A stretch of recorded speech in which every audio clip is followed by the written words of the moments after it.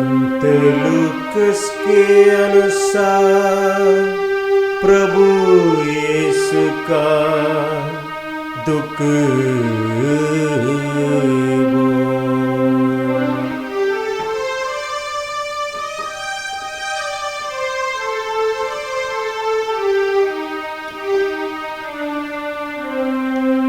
समय आने पर ईसा प्रेरितों के साथ भोजन करने बैठे और उन्होंने उनसे कहा, मैं कितना चाहता था कि दुख भोगने से पहले पास्का का यह भोजन तुम्हारे साथ करूं, क्योंकि मैं तुम लोगों से कहता हूँ, जब तक ये ईश्वर के राज्य में पूर्ण ना हो जाए, मैं इसे फिर नहीं खाऊंगा। इसके बाद ईसा ने प्याला लिया, धन्यवाद की प्रार्थना पड़ी और कहा, इसे ले लो और आपस में बांट लो, क्योंकि मैं तुम लोगों से कहता हूँ, जब तक ईश्वर का राज्य न आए, मैं दाखरस फिर नहीं पीऊंगा। उन्होंने रोटी ली और धन्यवाद की प्रार्थना पढ़ने के बाद उसे तोड़ा और ये कहते हुए शिष्यों को दिया, यह मेरा शरीर है जो तुम्हारे लिए दिया जा रहा है, यह मेरी स्मृति में किया करो। इसी तरह उन्होंने भोजन के बाद यह कहते हुए प्याला दिया, ये प्याला मेरे रक्त का नूतन का विधान, यह तुम्हारे लिए बहाया जा रहा है, बहाया जा रहा है। देखो मेरे विश्वासघाती का हाथ मेरे साथ मेज पर है। मानव पुत्र तो जैसा लिखा है चला जाता है, किंतु धिक्कार उस मनुष्य को जो उसे पकड़वाता है।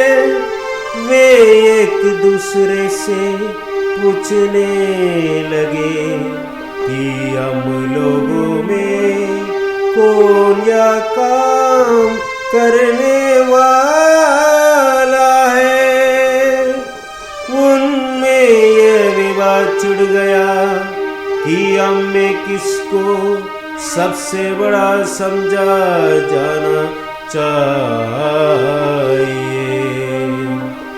ईसा ने उनसे कहा, संसार में राजा अपनी प्रजा पर निरंकुश शासन करते हैं और सत्ताधारी संगरत कहलाते हैं, परंतु तुम लोगों में ऐसा नहीं जो तुम में बड़ा है वह सबसे छोटा जैसे बनो, और जो अधिकारी है वह सेवक जैसे बनो। आखिर बड़ा कौन है? वह जो मेज पर बैठता है अथवा वह जो परोसता है? वही ना जो मेज पर बैठता है, परंतु तुम लोगों में से सेवक जैसा है। तुम लोग संकट के समय मेरे साथ देते रहे।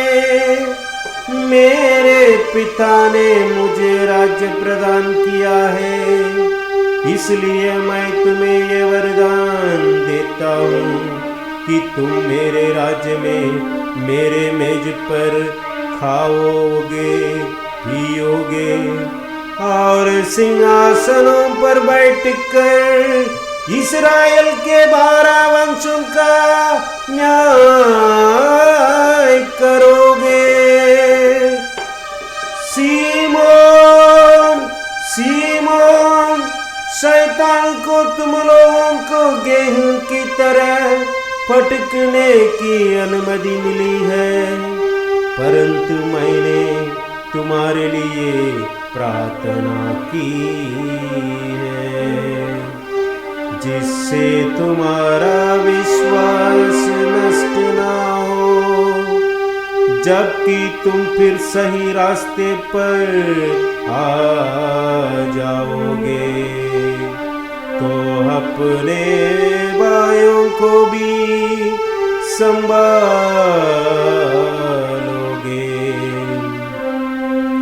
पेत्रुस ने उनसे कहा, प्रभु मैं आपके साथ बंदी गृह जाने और मरने को भी तैयार हूँ। किंतु ईसा ने कहा, पेत्रुस मैं तुमसे कहता हूँ कि आज मुर्गे बांग देने से पहले ही तुम 3 बार यह स्वीकार करोगे कि तुम मुझे जानते हो। ईसा ने उनसे कहा, जब मैंने तुम्हें थैली, झोली और जूतों के बिना भेजा था तो क्या तुम्हें किसी बात की कमी नहीं आई थी? उन्होंने उत्तर दिया, किसी बात की नहीं। इस पर ईसा ने कहा, परंतु अब जिसके पास थैली है वह उसे ले ले, और अपनी झोली भी, और जिसके पास नहीं है वह अपना कपड़ा बेचकर तलवार खरीद ले, क्योंकि मैं तुमसे कहता हूँ कि धर्म ग्रंथ का ये कथन मुझ में अवश्य पूरा होगा।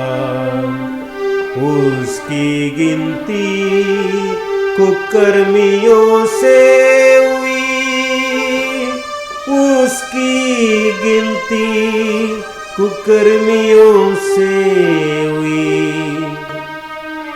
और जो कुछ मेरे विषय में लिखा है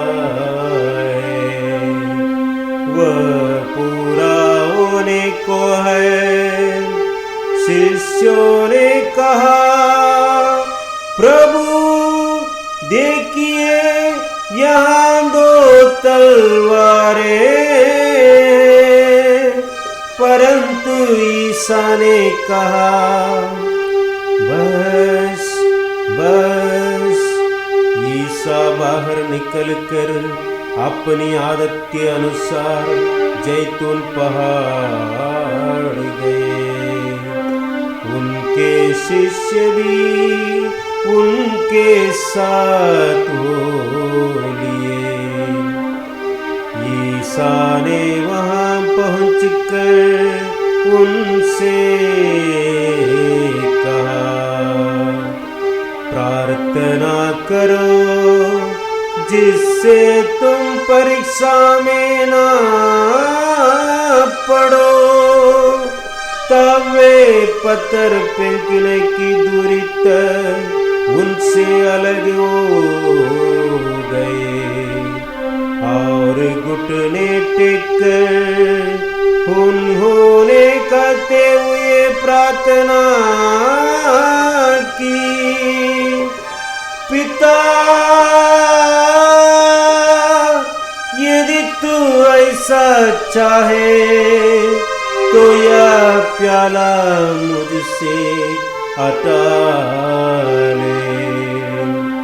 पिता यदि तू ऐसा चाहे तो यह प्याला मुझसे हटा ले। फिर भी मेरा नहीं बल्कि तेरी ही इच्छा पूरी हो, बल्कि तेरी ही इच्छा पूरी हो। तब भुवनेश्वर का एक दूत दिखाई पड़ा जिससे उसको ढाढ़स बंधाया। वे प्राण पीड़ा में पड़ने के कारण और भी एकाग्र होकर प्रार्थना करते रहे और उनका पसीना रक्त की बूंदों की तरह धरती पर टपकता रहा। वे प्रार्थना से उठकर अपने शिष्यों के पास आए और ये देखकर वे उदासी के कारण सो गए। उन्होंने उनसे कहा तुम लोग क्यों सो रहे हो? उठो और प्रार्थना करो जिससे तुम परीक्षा में ना पड़ो, जिससे तुम परीक्षा में ना पड़ो। ईसा यह कह रहे थे कि एक दल आ पहुंचा। यूदस 12 में से ये उस दल का अगुआ था। उसने ईसा के पास आकर उनका चुम्बन किया।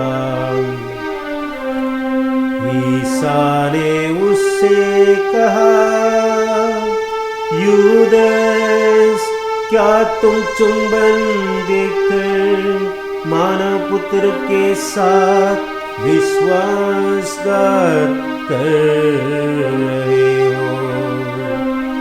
ईसा ने साथियों ने ये देखकर कि क्या होने वाला है उनसे कहा प्रभु क्या हम पर तलवार चलाए?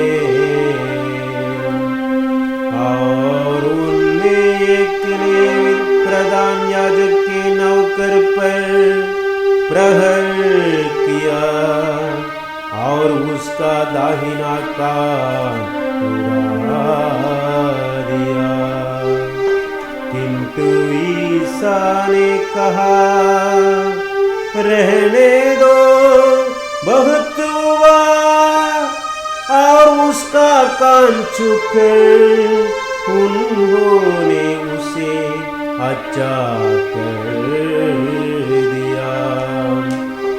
जो महायाजक, मंदिर आरक्षक के नायक और नेता ईसा को पकड़ने आए थे, उनसे उन्होंने कहा, क्या तुम मुझको डाकू समझकर तलवारें और लाठियां लेकर निकले हो? मैं प्रतिदिन मंदिर में तुम्हारे साथ रहा और तुम मुझ पर हाथ नहीं डाला, परंतु ये समय तुम्हारा है। अब अंधकार का बोलबाला है। तब उन्होंने ईसा को गिरफ्तार कर लिया और उन्हें ले जाकर प्रधान याजक को यहाँ पहुंचा दिया। पेत्रुस कुछ दूरी पर उनके पीछे पीछे चला। लोग प्रांगण के बीच में आग जलाकर उसके चारों ओर बैठ रहे थे। पेत्रुस भी उनके साथ बैठ गया। एक नौकरानी ने आग के प्रकाश में पेत्रुस को बैठा हुआ देखा और उस पर दृष्टि गड़ाकर कहा, ये भी उसी के साथ था। किंतु उसने अस्वीकार करते हुए कहा, नहीं भाई, मैं उसे नहीं जानता। थोड़ी देर के बाद किसी दूसरे ने पेत्रुस को देखकर कहा, तुम भी उन्हीं के लोगों में एक हो। पेत्रुस ने उत्तर दिया, नहीं भाई, नहीं भाई, मैं नहीं हूँ, मैं नहीं हूँ। करीब घंटे भर के बाद किसी दूसरे ने दृढ़ता पूर्वक निश्चय ही यह उसी के साथ था, यह भी तो गलीली है। पेत्रुस ने कहा, अरे भाई, मैं नहीं समझता कि तुम क्या कह रहे हो। वो बोल ही रहा था कि उसी क्षण मुर्गे ने बांध दी और प्रभु मुड़कर पेत्रुस की ओर देखा। तब पेत्रुस को याद आया कि प्रभु ने उसे कहा था कि आज मुर्गे के बांग देने से पहले ही तुम मुझे 3 बार अस्वीकार करोगे। और वह बाहर निकल कर फूट फूट कर रोया, निकल कर फूट फूट कर रोया। ईसा पर पहरे देने वाले प्यादे उनका उपहास और उन पर अत्याचार करते थे। उनके आंखों पर पट्टे बांधकर उनसे पूछते थे, यदि तू नबी है तो हमें बता दो, तुझे किसने मारा। वे उनका अपमान करते हुए उनसे और बहुत सी बातें कहते रहे।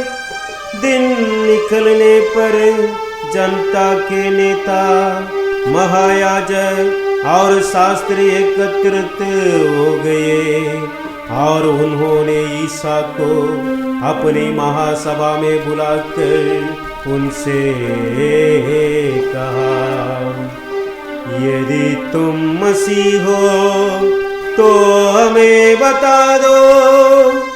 उन्होंने उत्तर दिया, यदि मैं आप लोगों से कहूँगा तो आप विश्वास नहीं करेंगे, और यदि मैं प्रश्न करूँगा तो आप लोग उत्तर नहीं देंगे। परंतु अब से मानव पुत्र सर्वशक्तिमान ईश्वर के दाहिने विराजमान होगा। इस पर सबके सब बोल उठे, तो क्या तुम ईश्वर के पुत्र हो? ईसा ने उत्तर दिया, आप लोग ठीक ही कहते हैं, मैं वही हूँ। इस पर उन्होंने कहा, हमें और गवाही की जरूरत ही क्या है, हमने तो स्वयं इसके मुंह से सुन लिया। तब सारी सभा उठ खड़ी हो गई और वे पिलातुस के यहाँ ले आए।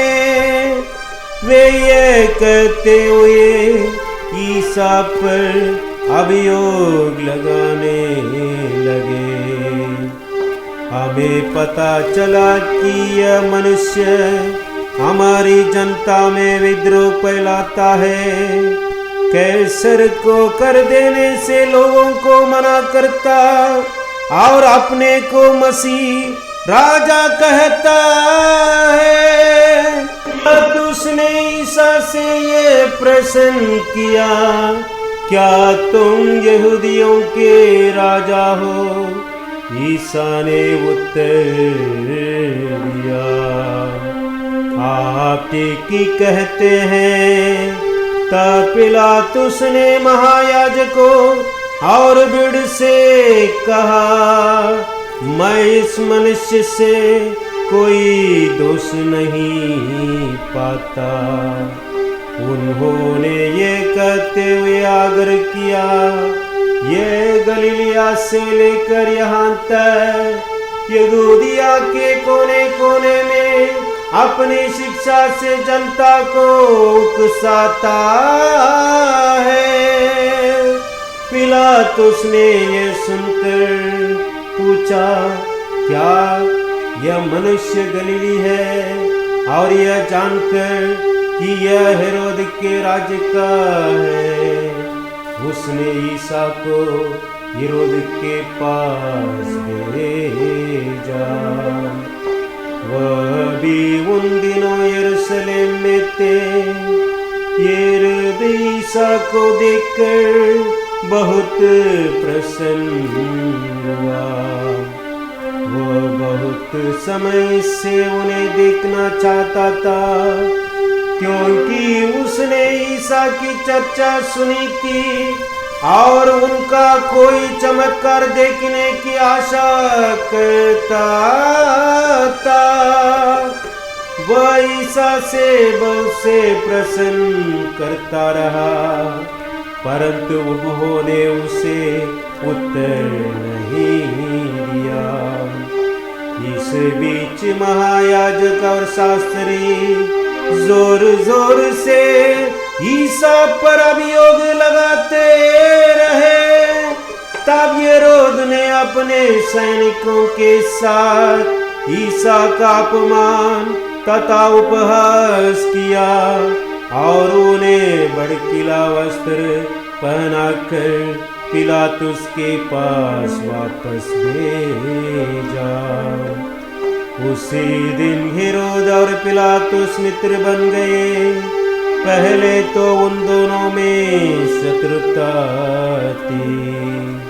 अब पिलातुस ने महायाजकों, शासकों और जनता को बुलाकर उनसे कहा, आप लोगों ने यह अभियोग लगाकर इस मनुष्य को मेरे सामने पेश किया है कि यह जनता में विद्रोह फैलाता है।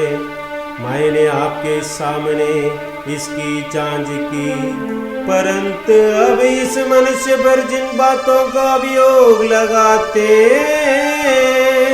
उनके विषय में मैंने इसमें कोई दोषी नहीं पाया और हेरोद ने भी दोष नहीं लाया, क्योंकि उन्होंने इसे मेरे पास वापस भेजा। अब देख रहे हैं कि इसने प्राणदंड के योग्य कोई अपराध नहीं किया, इसलिए मैं इसे पिटवा कर छोड़ दूंगा। पर्व के अवसर पर पिलातुस को यहूदियों के लिए एक बंदी रिहा करना था।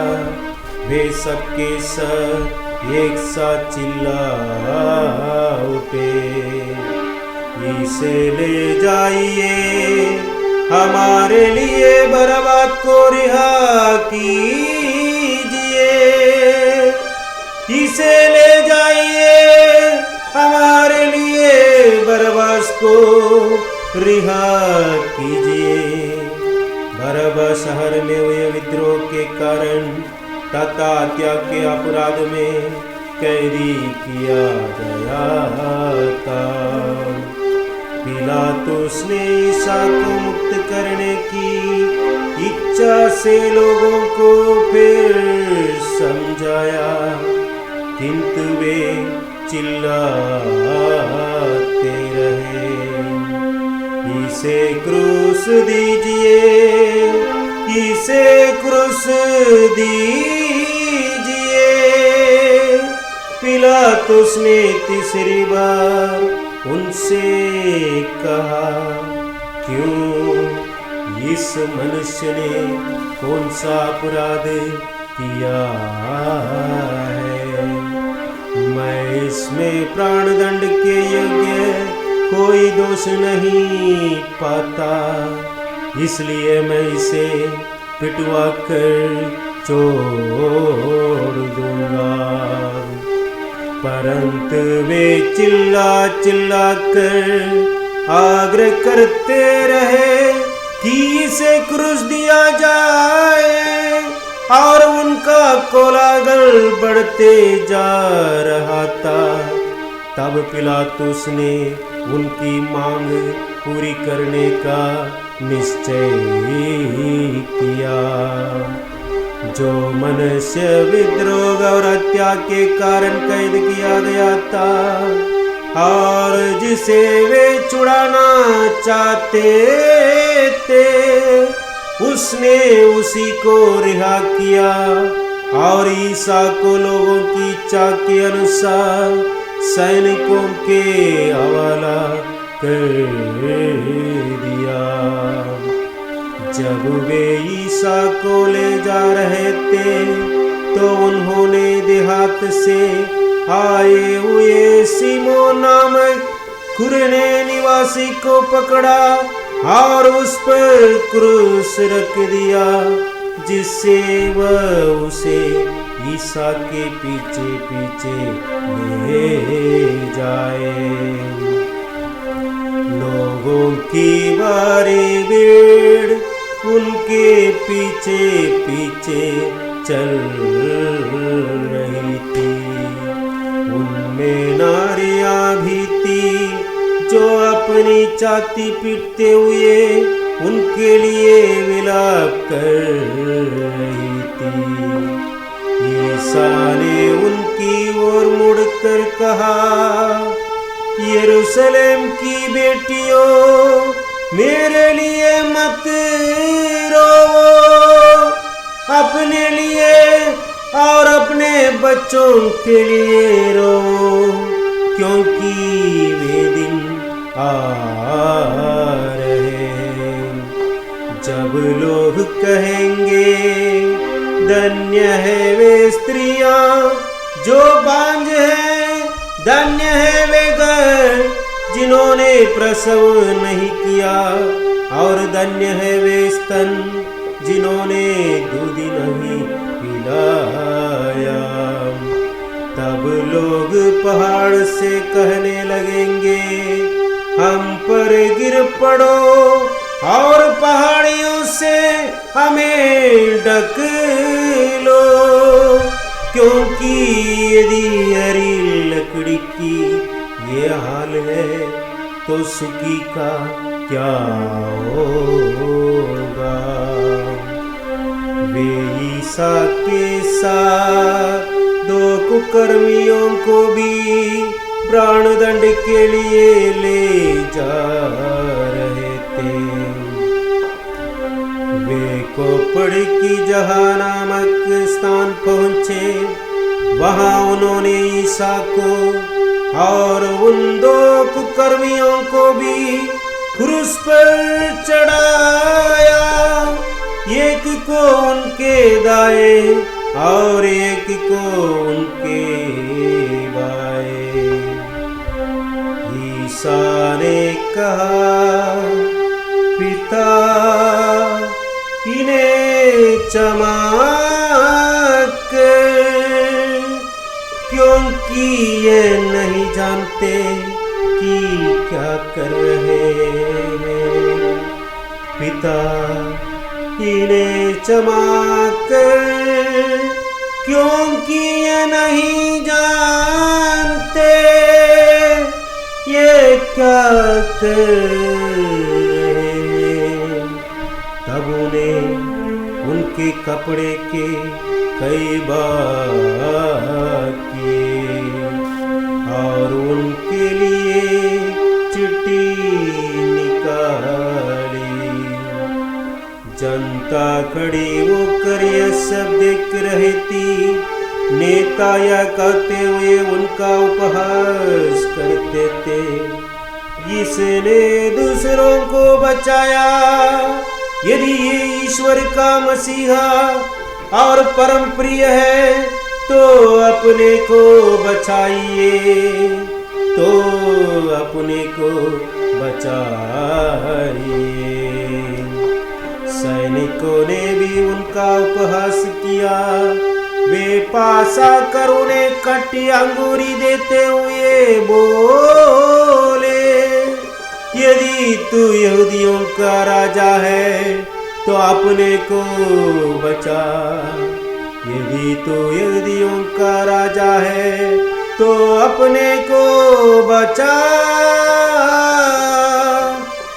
ईसा के ऊपर लिखा हुआ था, ये यहूदियों का राजा है, यह यहूदियों का राजा है। क्रूस पर चढ़ाए हुए कुकर्मियों में ये किस प्रकार ईसा का निंदा करता था, तू मसीह है ना तो अपने को और हमें भी बचा।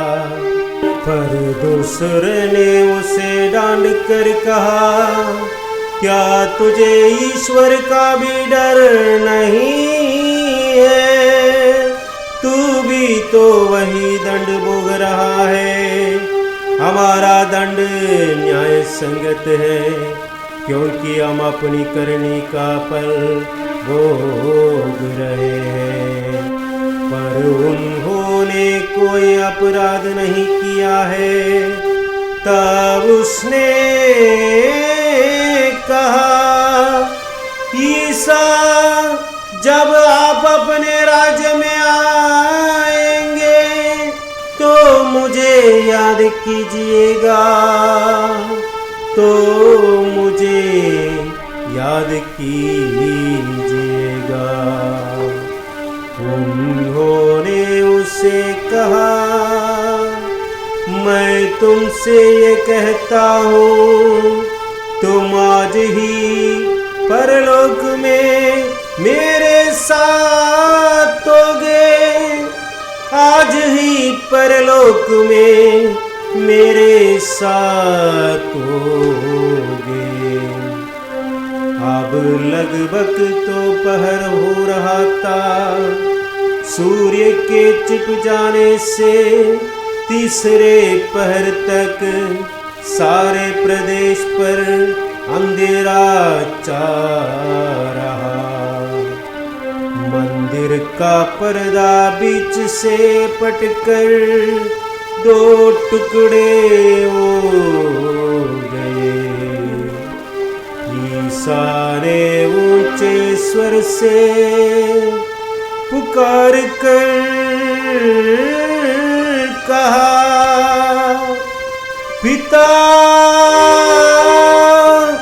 मैं अपनी आत्मा को तेरे हाथों सौंपता हूँ। पिता,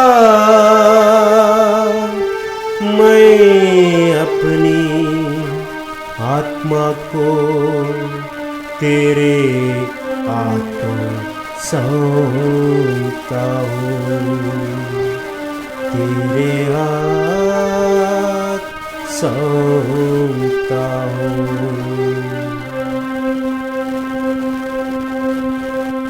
और यह कहकर उन्होंने प्राण त्याग दिया। सतपति ने ये सब देखकर ईश्वर की स्तुति करते हुए कहा, निश्चय ही ये मनुष्य धर्मात्मा था, निश्चय ही ये मनुष्य धर्मात्मा था। बहुत से लोग ये दृश्य देखने के लिए इकट्ठा हो गए थे। वे सब के सब इन घटनाओं को देखकर अपनी छाती पीटते हुए लौट गए। उनके सब परिचित और गलीलिया से उनके साथ आई हुई नारियां कुछ दूरी पर से ये सब देख रही थी। महासभा का योसेफ नामक सदस्य निष्कपट और धर्मी था। वह सभा की योजना और उसके षड्यंत्र से सहमत नहीं हुआ था। वह यहूदियों के अरिमतिया का नगर का निवासी था और ईश्वर के राज्य की प्रतीक्षा में था। पिलातुस के पास जाकर ईसा का शव मांगा। उसने शव को क्रूस से उतारा और चालटी के कफन में लपेटकर एक ऐसी कब्र में रख दिया जो चट्टान में खुदी हुई थी और जिसमें कभी किसी को नहीं रखा गया था। उस दिन शुक्रवार था और विश्राम का दिन आरंभ हो रहा था। जो नारियां ईसा के साथ गलीलिया से आई थी, उन्होंने योसेफ के पीछे पीछे चलकर कब्र को देखा और ये भी देखा कि ईसा का शव किस तरह रखा गया है। लौटकर उन्होंने सुगंधित द्रव्य तथा विलेपन तैयार किया और विश्राम के दिन नियम के अनुसार विश्राम किया।